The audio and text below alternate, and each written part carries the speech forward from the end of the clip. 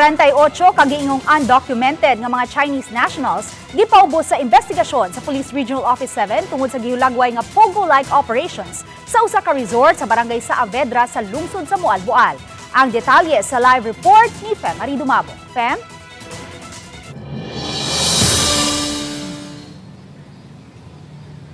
May matod sa hepe sa Mualboal Police Station sa ilang pakiginabi sa tag-iya sa maong resort nga matod pa usa ka Pilipino nga gikan sa usa ka tour agency ang nagbook nagrenta sa usa ka building sa ilahang resort alang sa tulo lang unta ka Chinese national nitong September 24 og nabantayan nga niabot kini September 28 apan matod pa man sa tag-iya sa maong resort nga wala na nila nahibaw-an nga niabot na diay sa 38 ka mga Chinese national ang nag-occupy sa usa ka building sa maong resort.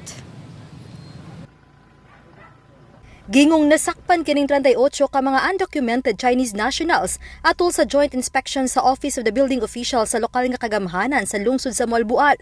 Municipal Peace and Order Council uban ang Mualboal Police ug Bureau of Fire Protection alang sa gihimong fire safety sa usa ka resort sa sitio Kalingking, Barangay Saavedra alas 4 gahapon sa hapon. Dihang nabantayan ang presensya sa mga Chinese-looking nationals ila kining gihinabi. Apan matod pa way ni usa kanila ang makamao mosulti sa pinulungang Ingles. Wala usab sila'y napakitang mga dokumento sama sa passport dihang gipangitaan sila. They have exclusively rented this resort, no? Actually, di gid siya matawag na to nga high-end resort, no? Sa gawas mura og dili ka magduda o mag-suspect nga naay mga unusual activities sa SWOT, no? Kining resort is located 7 kilometers more or less from the highway. So we think that this was purposely chosen para ma-avoid ang detection. Mato di Mualboal Mayor Inocentes Cabaron nga subay sa pagpangronda sa Pugo Hub sa Dakbayan sa Lapu-Lapu sa miaging Setyembre, nagpagawa siya og executive order nga nagmando sa tanang barangay kapitan nga panid-an ang mga kalihukan sa tasatag sa nila ka mga dapit. Kini labi na kay ang lungsod usa ka tourist destination. Pero ang adunay nag-info na mo na ang kanang Happy Beer nag-apply og high speed na internet mao tong among mamanay usas mga requirements sa unsa ba mayor tunay pogo event pogo like activities mao nang among gikuha gapataw meeting na ito together with different barangay captains for before na nag-issue na ko executive order na pinandan mo strictly monitor ang mga barangay captains sa presence of any pogo hub like activity area na isilang area. Samtang gipayga ng inspeksyon, mato di Pilari nga dunay nakitaan nga mga 34 ka mga sets sa computer, 4 ka mga laptop o dili moubos sa 200 ka mga cellphone. Nakiglambigit karon ang PNP sa Bureau of Immigration, DOJ ug CIDG ug RACO 7. We are all now conducting an extensive investigation para atong makita kung unsay mga possible violations nga na-commit aning nag-organize or nag-rent, no? Because ang atong na-obserbaran, kining ilang gistayhan is a resort. It's an isolated resort in Barangay Saavedra, Mualboal.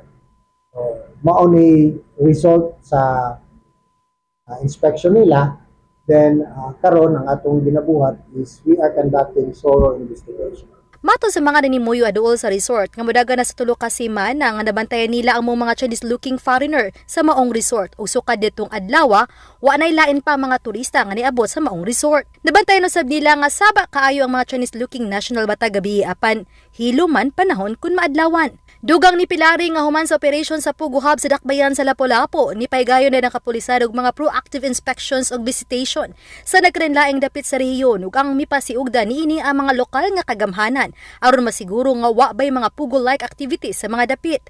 Usa sa gisusi karon sa kapulisan kung susama ba sa Pugo Hub sa Dakbayan sa Lapu-Lapu ang operation sa mga Chinese national sa lungsod sa Mualboal. That is why we are conducting thorough investigation. This is what we call indicators, no?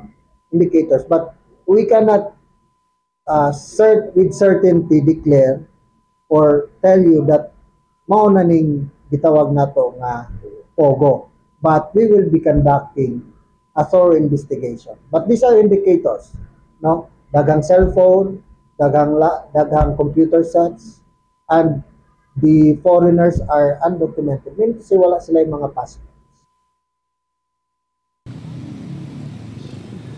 May hangtod karon padayon pa nagpaabot ang kapulisan sa mga sakop sa Bureau of Immigration alang usab sa himuon nilang pagkuti-kuti kalabot sa mga dokumento sa mga Chinese nationals sama nilang sa passport sa maong 37 ka mga Chinese nationals kay matud pa man ni Paka ang hepe sa Malboal Police Station nga ang usa kanila nakapakita og gulagway sa passport niini kay matud pa man ang maong Chinese national nga gikuha isip cook taud-taud na dinhi sa Sugbo ug nakapangasawa og Pinay. Siya mo'y gihimo nga cook sa maong 37 ka mga Chinese nationals. Samtang sa gihimo usab nga dugang pakisusi ganina pinaagi sa tabang sa usa ka tour guide nga naka-base dinhi sa Malboal nga makahibalo mo Chinese language. Matud pa man sa pangutana kung nag-unsa dinhi ang maong mga Chinese national itubag kini nga alang sa pagbakasyon.